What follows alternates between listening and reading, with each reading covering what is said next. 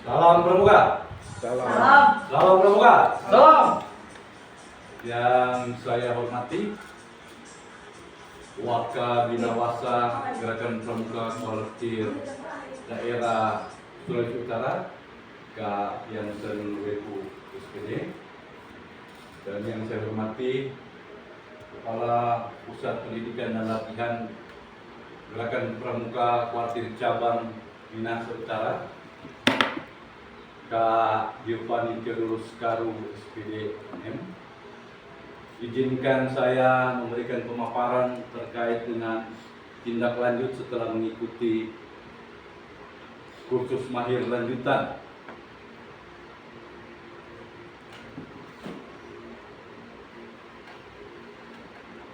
Pertama, saya perkenalkan diri. Nama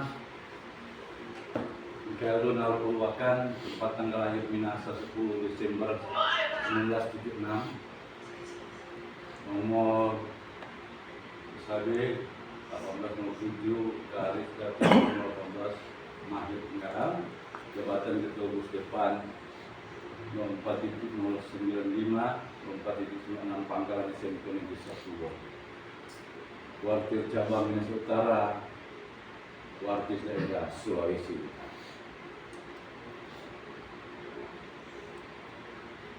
Dalam refleksi saya, aku mengatakan ini.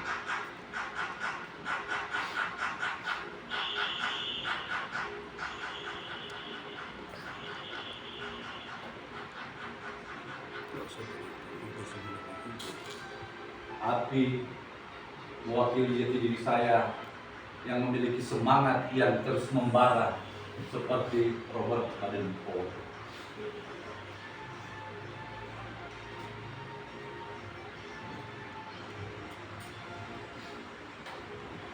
Pertama, dalam masa pengembangan ini, yang menjadi landasan pemikiran saya menyusun tindak lanjut ini adalah karena masa pengembangan adalah suatu proses implementasi dan penerapan sekaligus tindak lanjut sebagai pembina pramuka setelah mengikuti KML. Kemudian kita lihat landasan historis kenapa gerakan pramuka ini hadir dan kita ikuti dari awal sampai sekarang ini, bagaimana perjalanan sejarah gerakan pramuka hadir dari tingkat dunia sampai di tingkat nasional Indonesia, bahkan sampai di tingkat kehidupan kita. Selanjutnya ini landasan historis berdirinya gerakan pramuka dari tingkat dunia sampai tingkat nasional, dan khusus di tingkat nasional landasan hukumnya sebagaimana yang telah ditampilkan di layar Anda.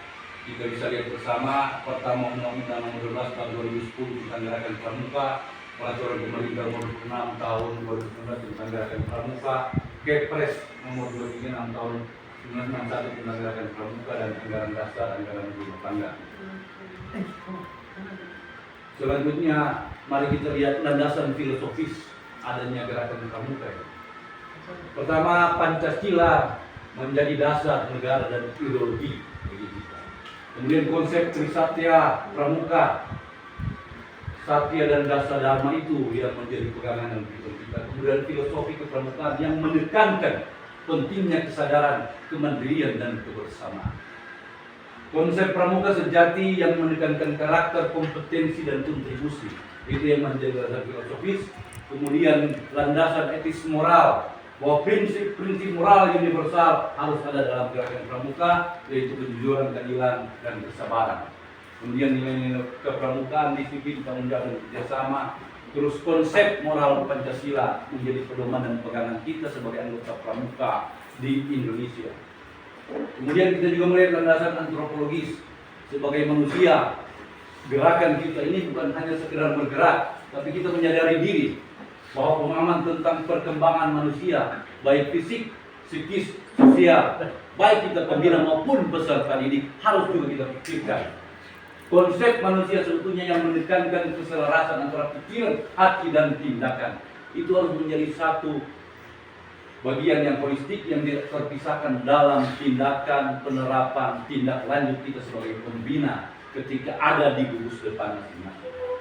Kemudian pemahaman tentang kebutuhan dan minat peserta didik, kita juga harus mencari tahu anak-anak ini, peserta didik yang kita bina ini memang benar-benar suka, terpaksa, atau diharuskan. Nah, di situ kita harus membuat pemetaan tentang keberadaan peserta didik. Kemudian pengembangan potensi diri melalui kegiatan kepramukaan. Nah, ketika mereka menyatakan berminat untuk masuk gerakan pramuka, karena sesuai dengan peraturan pemerintah dan keputusan dari Menteri Pendidikan dan Kebudayaan, pramuka itu sekarang diberikan kebebasan. Ekstra wajib, tapi siswa wajib memilih. Makanya kita harus membuat pemetaan yang wajib ikut dan tidak kita laksanakan bagi yang mereka mau ikut kegiatan pramuka. Kemudian landasan sosiologis. Kita harus juga memahami tentang struktur sosial dan budaya masyarakat di sekitar gugus depan di pangkalan yang kita bina. Kemudian konsep masyarakat madani yang menekankan kesadaran, partisipasi, dan kebersamaan. Jangan sampai kehadiran kita membina dalam penerapan gerakan pramuka, kegiatan kepramukaan justru bertentangan dengan kebutuhan dan kemauan dari orang tua, wali, atau masyarakat sekitar. Jadi kita membuat satu konsepsi gerakan bersama untuk maju.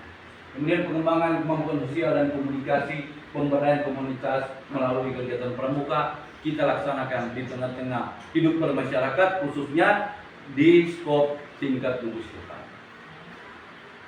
Nah, secara umum saya bisa tampilkan kegiatan yang dilaksanakan di gugus depan saya bina. Bahwa di sana kita mengadakan pertemuan bersama Mabigus dan bahas pembentukan pengurus gugus depan.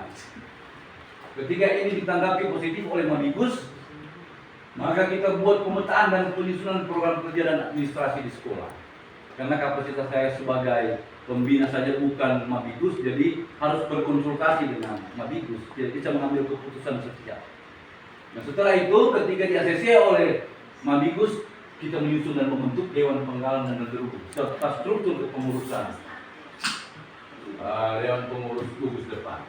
Setelah itu dibuat, kita mengadakan kegiatan-kegiatan sesuai dengan program kerja yang dibuat, upacara-upacara, pendidikan dan pelatihan, kegiatan-kegiatan kepramukaan. Selanjutnya setelah mengadakan kegiatan, kita mengadakan evaluasi.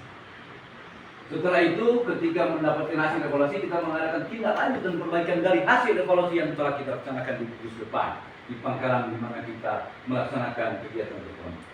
Kemudian bekerja sama dengan pemerintah dan masyarakat dalam kegiatan-kegiatan sosial kemasyarakatan dan mengikuti kegiatan-kegiatan kepramukaan yang berjenjang, baik dari tingkat gudeg, waran, Watcat, warna, bahkan tingkat nasional, kalau boleh pun sampai tingkat nasional. Lalu terlibat aktif membina di gugus depan lain. Kita hadir bukan hanya untuk kita, tapi juga bagi mereka, dari, oleh, dan untuk. Selanjutnya, secara terperinci saya membuat program ini berdasarkan 3 bagian penting. Ada program jangka panjang, ada program jangka menengah, dan ada program jangka pendek. Nah, dalam jangka panjang yang saya buat, itu pertama menekankan kepada pembinaan karakter, di mana pengembangan karakter anggota pramuka melalui kegiatan, teori, diskusi, ceramah, dan kegiatan praktik di lapangan. Nah, ini penting, apalagi karakter kenapa menjadikan itu yang pertama, karena sejalan dengan Peraturan Menteri Pendidikan Dasar dan Menengah bahwa peserta didik diberi penekanan lebih pada pendidikan penguatan karakter. Karena disitulah pembentukan jati diri anak-anak generasi emas nanti. Kemudian pengembangan kemampuan melalui kegiatan praktek, outbound, simulasi, dan pelatihan untuk meningkatkan kemampuan adaptif dan kolaboratif. Jadi pembina dan peserta bina kita bekerja sama, termasuk lingkungan keluarga besar sekolah. Dewan-dewan pembina, dewan-dewan guru kita libatkan untuk semua itu boleh sejalan dalam rangka pengembangan pembinaan karakter. Kemudian komunitas juga mengadakan kegiatan kerjasama, tim, proyek komunitas, dan kegiatan sosial. Kita juga melibatkan pihak komite, orang tua untuk mendukung kegiatan-kegiatan kepramukaan, pun masyarakat sekitar. Kemudian baru kita masuk dengan pendidikan, baik teori-teori kepramukaan, kita terapkan pendidikan kepramukaan, di mana mengadakan pelatihan dan workshop tentang kepramukaan yang melibatkan seluruh komponen sekolah, khususnya peserta didik, dan pengembangan life skill. Nah, selanjutnya program jangka menengah. Nah, biasanya kita mengadakan pembinaan anggota baru. Ada biasanya ini satu semester ada siswa peserta didik yang pindah baru masuk. Nah, dia penyesuaian dengan kita buat dia pembinaan anggota baru yang baru bergabung, mengadakan pendidikan dan pelatihan bagi anggota baru. Kemudian kegiatan outbound itu bagian dari rekreasi yang berbentuk riang gembira, bagaimana melatih fisik, mental dan karakter anak untuk bisa beradaptasi dengan lingkungan di sekitar kita. Kemudian kegiatan sosial, bahwa di sana juga saya mengadakan kegiatan dan mengikuti terlibat kegiatan-kegiatan sosial seperti bakti sosial dan donor darah, di mana masyarakat yang sekolah ada, di mana gugus depan saya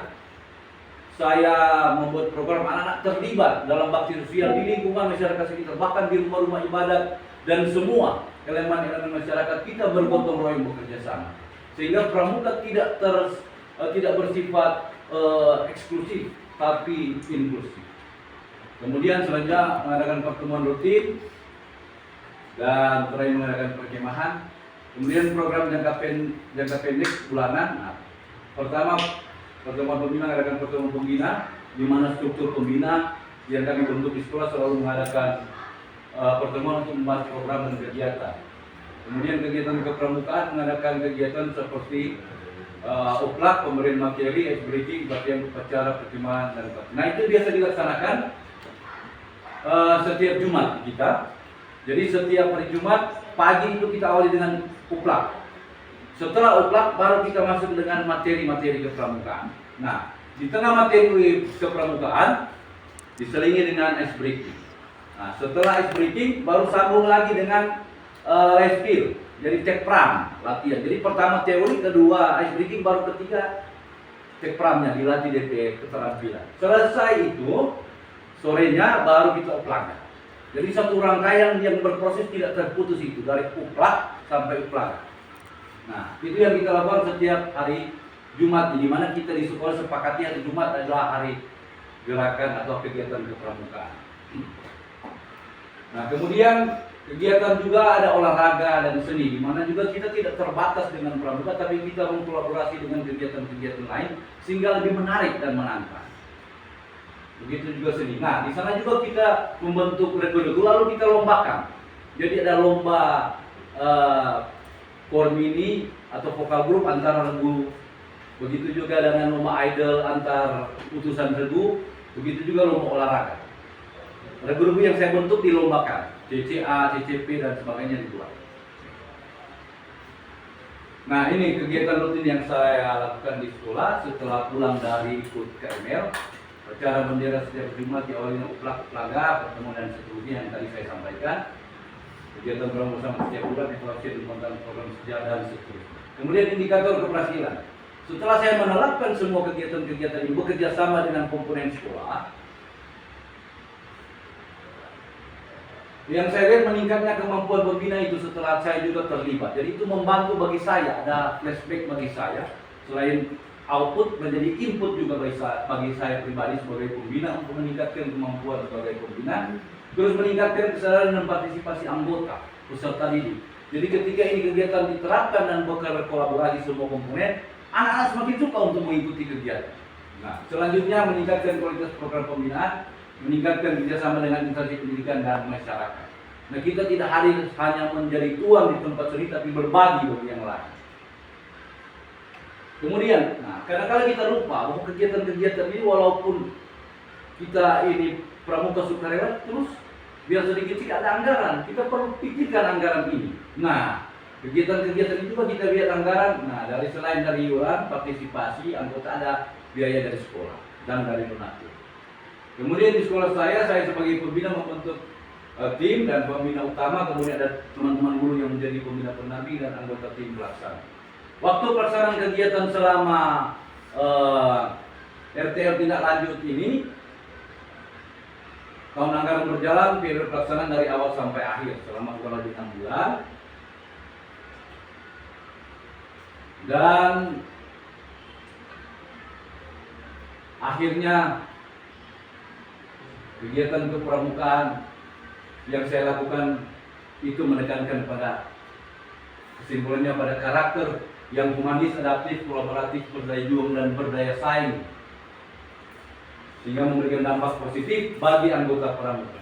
Setelah ini saya berefleksi, saya berkomitmen bahwa terus mengembangkan program ini untuk mencapai hasil yang lebih baik, sekaligus dapat mencapai jenjang yang lebih tinggi, demi mengabdi kepada nusa dan bangsa, dan secara khusus dalam gerakan pramuka. Penutup,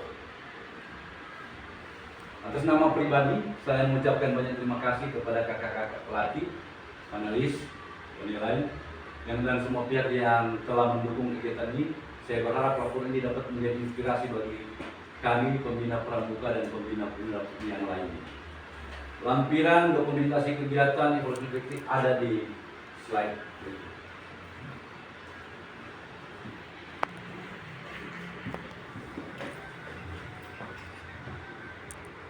Setelah selesaikan kegiatan-kegiatan itu saya dokumentasikan. Pertama ada kegiatan berjenjang yang saya lakukan dari tingkat gugus depan. Bahwa di sini ada bukti dokumentasi bahwa kita mengadakan uplak di pagi hari, kemudian pelatihan, teori-teori materi kepramukaan, ice breaking, kemudian latihan tekprab, jadi kepramukaan, life skill anak-anak, kemudian ditutup dengan uplak. Selanjutnya ada kegiatan-kegiatan di tingkat waran. Ini dokumentasi kegiatan di tingkat waran, wari. Selanjutnya kegiatan di tingkat warca. Nah, bagaimana juga saya juga terlibat aktif untuk ikut kegiatan-kegiatan di tingkat warca. Ini ada dokumentasinya. Selanjutnya kegiatan berjenjang di tingkat warda. Terlibat dalam kegiatan itu.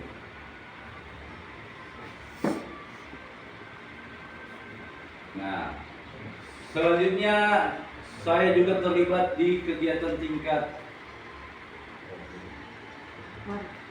apa ini? Nasional. Nah, ini ada warna sebenarnya, ini ada salah pengetikan sistem. Jadi ini penting bahwa tingkat warnas, dan tidak hanya itu, kami juga sebagai pembina juga melibatkan diri dalam kegiatan-kegiatan dinas pendidikan, karena cuma ini juga bagian dari pembina guru di dinas pendidikan. Selanjutnya kegiatan-kegiatan sosial kemasyarakatan, kami terlibat dalam kegiatan bakti sosial, peduli lingkungan dan berbagi bagi mereka yang kena bencana, kena musibah, dan kami peduli. Jadi pramuka tidak tinggal diam, tapi terlibat. Selanjutnya kegiatan-kegiatan yang saya ikut juga kegiatan mental spiritual. Bagaimana tidak hanya pembentukan karakter pribadi, tapi juga mental spiritual. Itu penting sebagai anggota, sebagai pembina pramuka. Ini kegiatan fisik juga. Orang mesti latih lebih fisik supaya terlumbu. Semangat, mesti kuat. Apapun terjadi kita harus berjuang, maju. Jangan lembek. Tangguh itu pramuka. Ini kegiatan-kegiatan umum yang saya ikuti. Ini dan sebagai pembina kita punya moto, ikhlas bakti bina bangsa berbudi bawah laksana. Aristoteles, seorang filsuf, mengatakan pendidikan yang hanya mendidik otak tanpa mendidik hati bukanlah pendidikan. Makanya pendidikan harus secara holistik dan akhir kata, tak ada gading yang tak retak. Jika ada cincin yang patah, jangan simpan di dalam hati. Jika ada tindakan yang salah dari hamba yakinan ini, jangan simpan dalam hati. Masukan, arahan, bimbingan dari kakak-kakak pelatih, panelis, saya sangat harapkan. Somahe kai hage san siote sampate-pate magudang-gudang bok mapia pandane. Pakatuan bok pakalawin kita imbay. Mereka! Iya ya. Sekian dan terima kasih.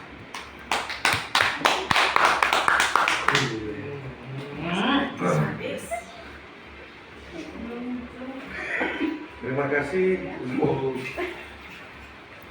kakak-kakak yang sudah mempresentasikan Kak Michael Purwakan, sarjana filsafat, magister pendidikan. Apa yang sudah dipresentasikan sudah baik dan perlu bikin masukan bagi kakak di mana kegiatan yang berlangsung sudah terperinci, namun ada hal-hal yang mungkin belum didokumentasikan.